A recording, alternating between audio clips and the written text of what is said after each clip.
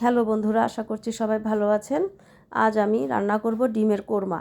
প্রথমেই আমি 4-5টা পেঁয়াজ কুচি করে রেখেছিলাম, সেই পেঁয়াজগুলো আমি বেরেস্তা করে উঠিয়ে রেখে দিব। এবার কড়াইয়ে দিয়ে দিলাম তেল। এবার আমরা আগে থেকে যে সিদ্ধ করে ডিমগুলো ছিলে রেখেছিলাম, সেই ডিমগুলো একটু লাল করে ভেজে নিব। কিছুই দিব না, শুধু ডিমগুলো জাস্ট একটু লাল হলেই আমরা নামিয়ে ফেলব। এবার আমরা কড়াইয়ে দিয়ে দিব আবার একটু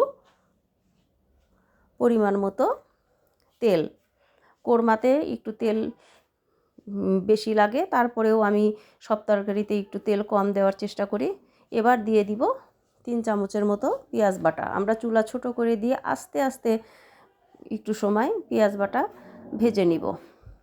এরপর আমরা দিয়ে দিব 1 চামচের মতো আদা রসুনের পেস্ট। এবার আদা রসুন আর পেঁয়াজ আমরা কিছুক্ষণ সময় ভেজে নিব, যাতে মশলার কাঁচা গন্ধটা না থাকে। এবার আমরা আগে থেকেই 5-6টা করে কাঠবাদাম, কাজু বাদাম আর কিশমিশ পেস্ট করে রেখেছিলাম, সেটা দিয়ে দিলাম 1 চামচ জিরা বাটা, 1 চামচ মরিচের গুঁড়ো। সব কিছু ভালো করে ভেজে নিয়ে এবার দিয়ে দিলাম দুধ।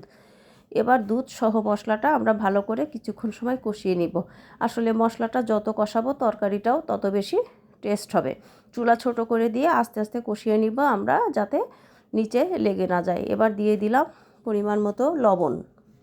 তো বন্ধুরা, আর কিছুক্ষণ সময় আমরা ভালো করে মশলাটা কষিয়ে নিলাম। এবার মশলা কষানো হয়ে গিয়েছে, দিয়ে দিয়েছি ঝোলের জন্য পরিমাণ মতো জল, সাথে ভেজে রাখা ডিমগুলো। এবার কিছুক্ষণ সময়ের জন্য আমরা ঢাকা দিয়ে নিব। ডিমের কোরমাটা আসলে বন্ধুরা এক একজন এক এক স্টাইলে রান্না করে, আমি যে স্টাইলে রান্না করি সেটাই আপনাদের সাথে শেয়ার করলাম। এবার দিয়ে দিলাম একটু চিনি, যেহেতু দুধ দিয়েছি সেজন্য একটু চিনি দিলাম। চিনি দিলে স্বাদটাও একটু বেড়ে যায়। এবার দিয়ে দিব 2টো কাঁচামরিচ।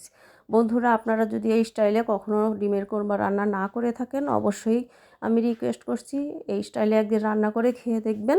আশা করছি পরিবারের সবাই পছন্দ করবে। তো বন্ধুরা, আমার ঝোল ফুটে উঠেছে। এবার দিয়ে দিলাম একটু গরম মশলার গুঁড়া। ঝোলটা আসলে বন্ধুরা যে যেরকম খেতে পছন্দ করে সেই অনুযায়ী আপনারা দিবেন। সব শেষে দিয়ে দিলাম পেঁয়াজ বেরেস্তা। এবার আর কিছুক্ষণ সময় জ্বালিয়েই আমরা তরকারিটা নামিয়ে ফেলব। তো বন্ধুরা, আমার ডিমের কোরমা রান্না কমপ্লিট। আজকের মতো এ পর্যন্তই। আপনারা সবাই ভালো থাকবেন, সুস্থ থাকবেন।